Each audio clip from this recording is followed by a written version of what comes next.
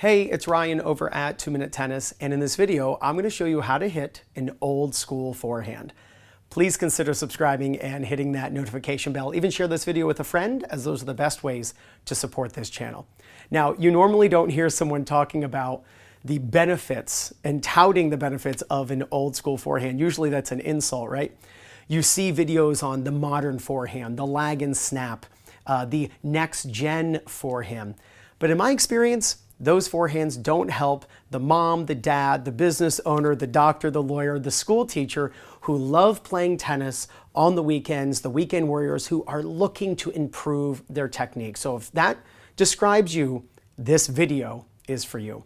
Now, what do I mean by an old school forehand? An old school forehand means that it's more high, low, high.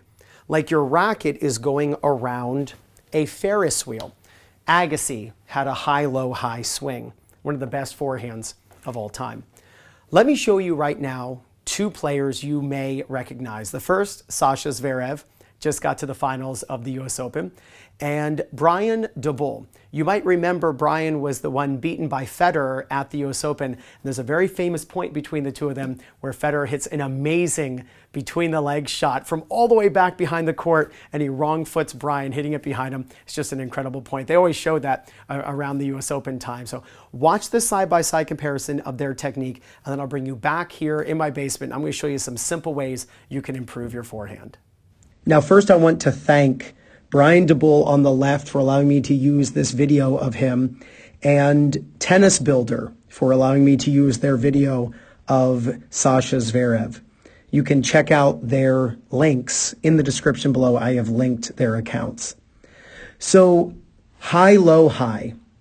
When the pros see the ball come off the opponent's racket, they begin taking the racket back higher than head level. So if we just draw a straight line across Brian's head, we can see that the racket is higher than head level. And we can see Sasha doing the exact same thing. So top of his head, racket.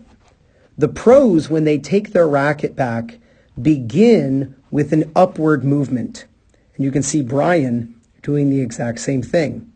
The reason for this is so that you can then get gravity-assisted racket speed in the back. This begins the Ferris wheel, old school type of forehand that is going to be in your best interest.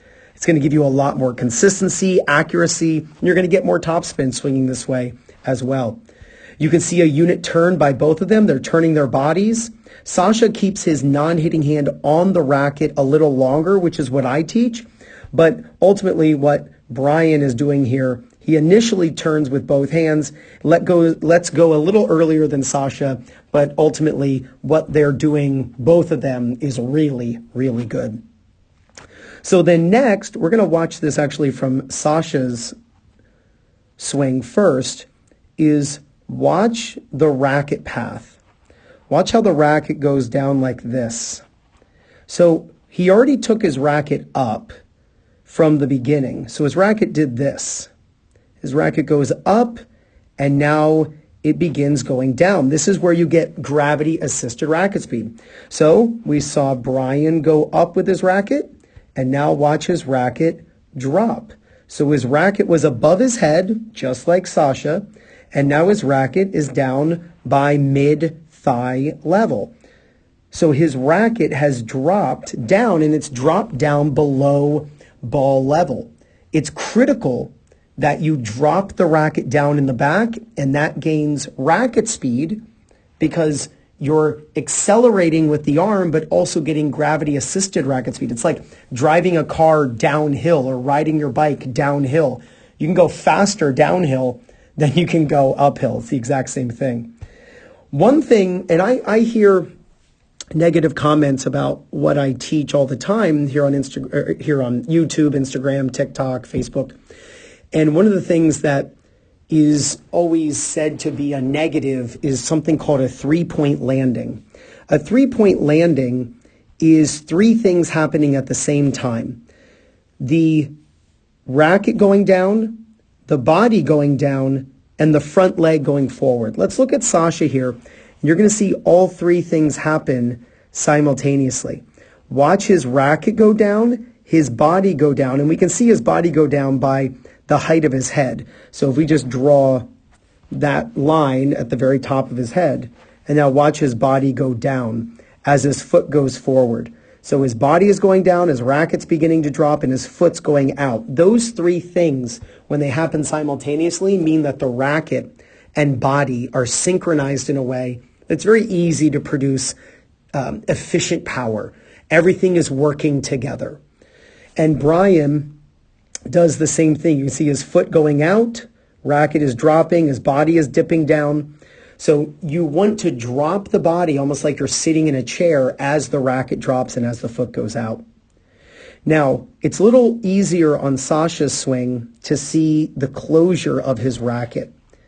This is, and a lot of coaches, and I agree with it, it's a good point to make for players to understand the forehand, is they talk about the butt cap, and they talk about how the butt cap has to point forward, like toward the contact, toward the ball.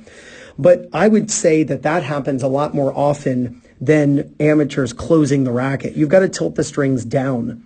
And here we can see Brian's racket is tilted down as well. The strings are tilted. Here's the butt cap by Brian as well, pointing at the contact. But you got to tilt the strings down. That's what gets the strings to face forward at contact. Now, I want to show you, because there was a controversial video I made a little while back where a very famous tennis coach, who you know who he is, talked about how you should stay down on your forehand to be able to hit topspin. Now, Sasha and Brian are ripping these balls with topspin, but I want you to notice that if that line were a ceiling above their head, how they come up. So look at Sasha first, right? You can see his body comes up. So use your legs to press against the ground.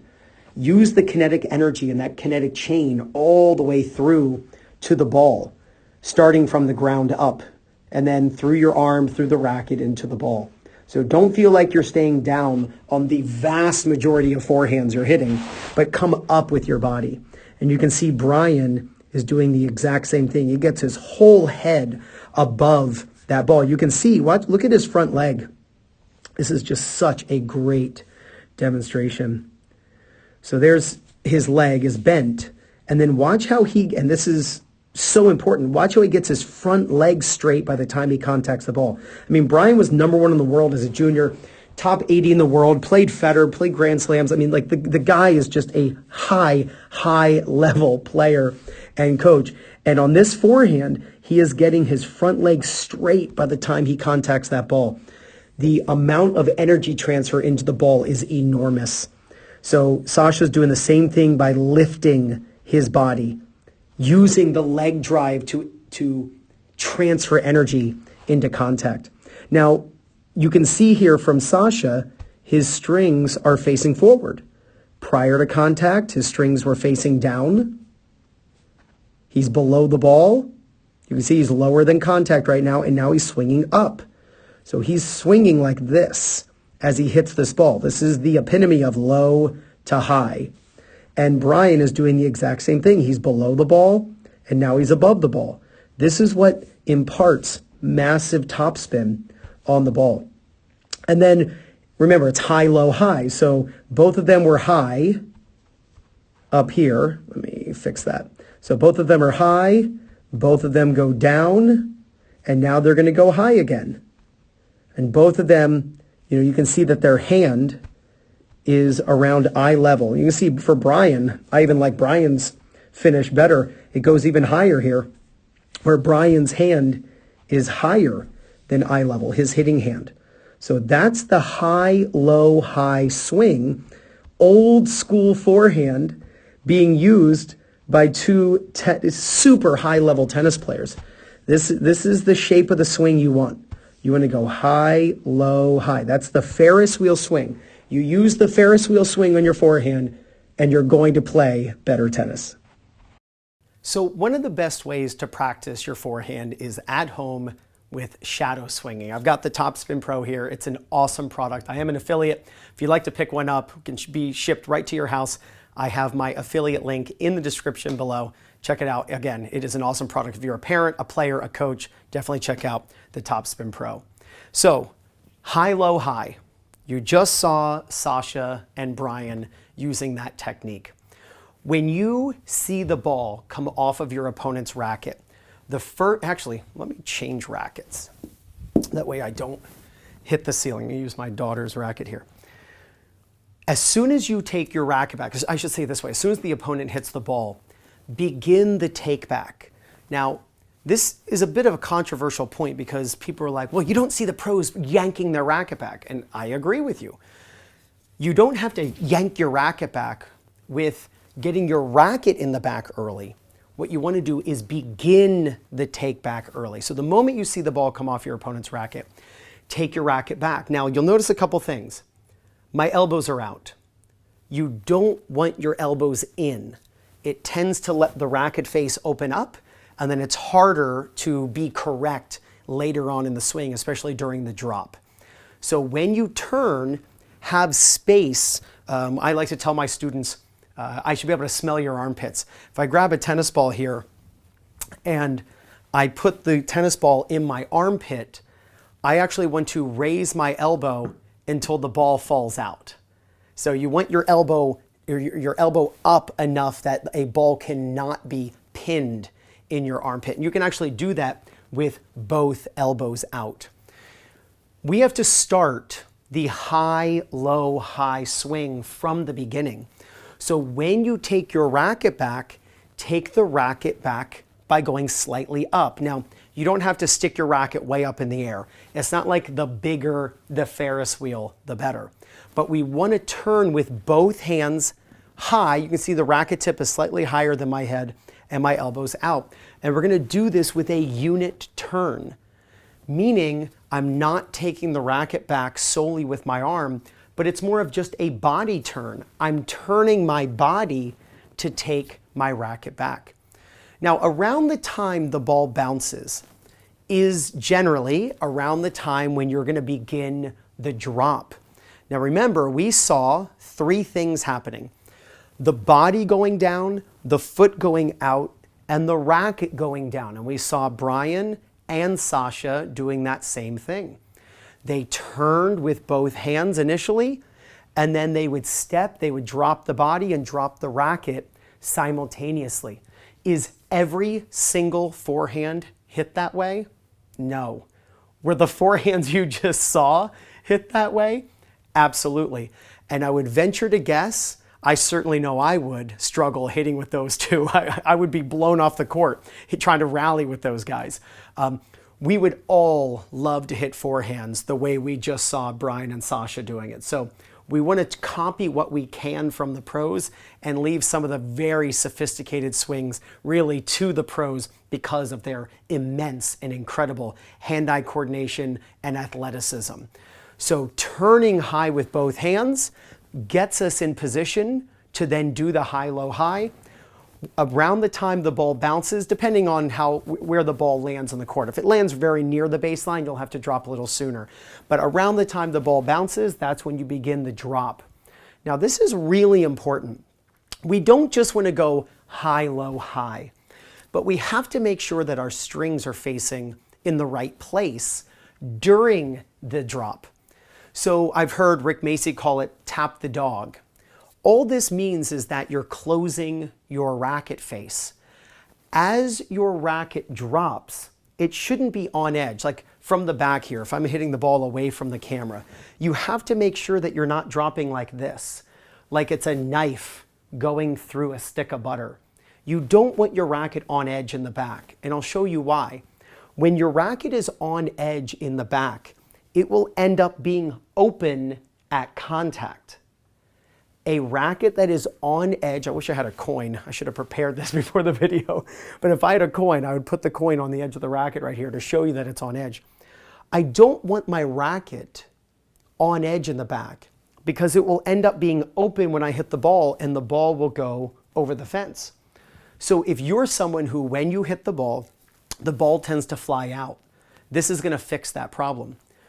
When we begin the drop for the high, low, high swing, we want to make sure that we tilt the strings down.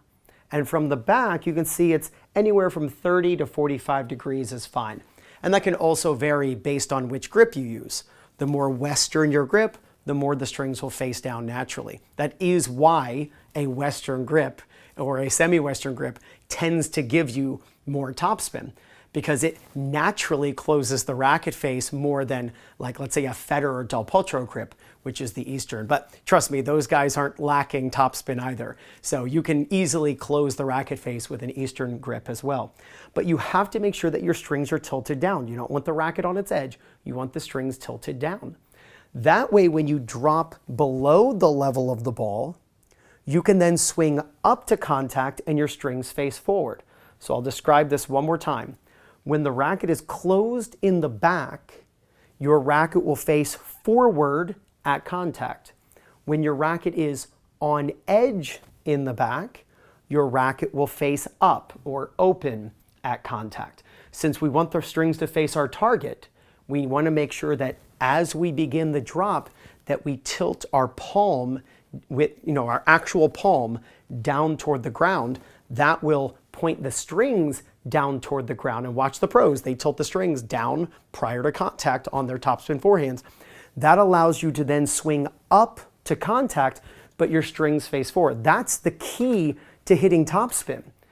Topspin is created when your strings face over the net and your racket's going from below contact to above contact. The beauty of the Topspin Pro here is that we can actually see the ball spinning. So you get to see and feel the friction of the racket brushing up the back of the ball. The flatter you hit the ball, the faster it goes, but the less control because of less topspin. The more up you swing, maybe the slower the ball goes, but the more control you have. And so you have to, get the best of both worlds. I'm not asking you to swing straight up as you hit the ball and then the ball goes 4 miles an hour, but it sure is spinning fast. There's a forward and up component to this, like your racket's going up a staircase or up an escalator. That way you get the best of both worlds. You are hitting the ball, but you're brushing it at the same time. Now, since we're talking high, low, high, and I'm using this racket so that I don't hit the ceiling, because there it is right there. When we go up, we want to keep going up. Most players hit their forehands and they finish over here. They finish either by their hip or down by their elbow.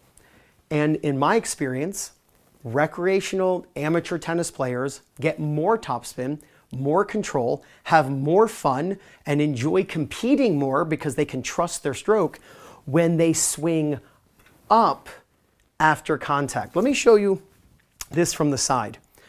I want you, when you go out and hit forehands, to feel like your racket is going up more steeply after you hit the ball.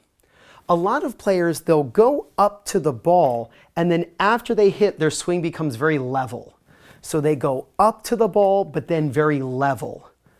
I want you to actually do this. I want you to go up to the ball, but then after you hit, try to go straight up.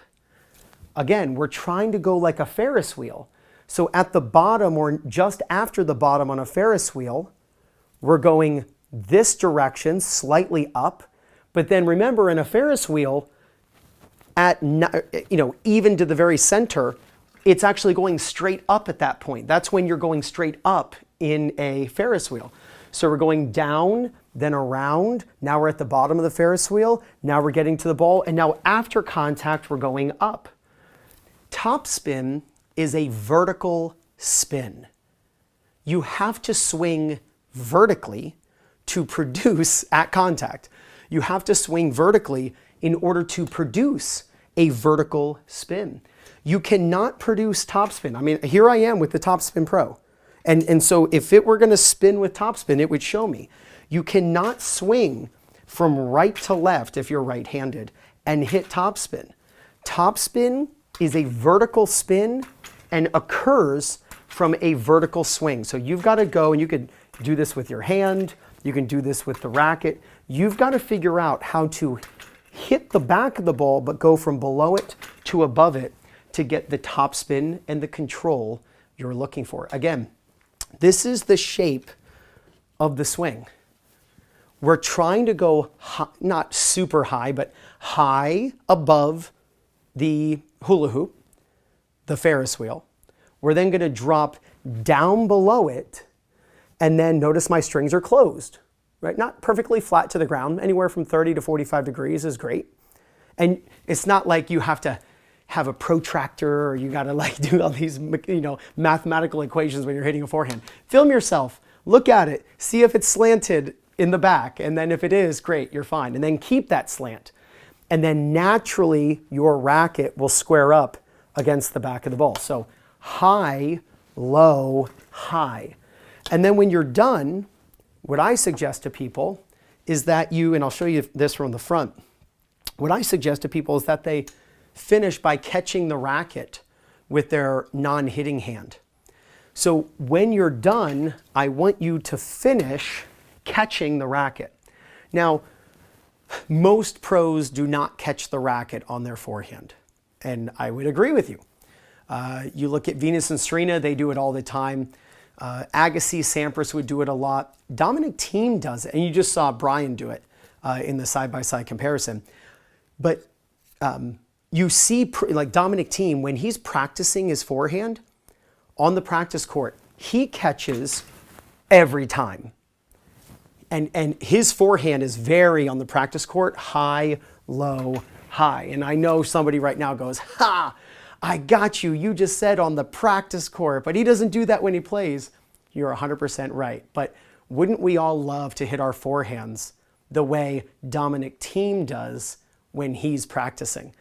I don't know about you, but I can speak for myself. If I go out and started rallying with Dominic Thiem and he was practicing forehands, he would destroy me.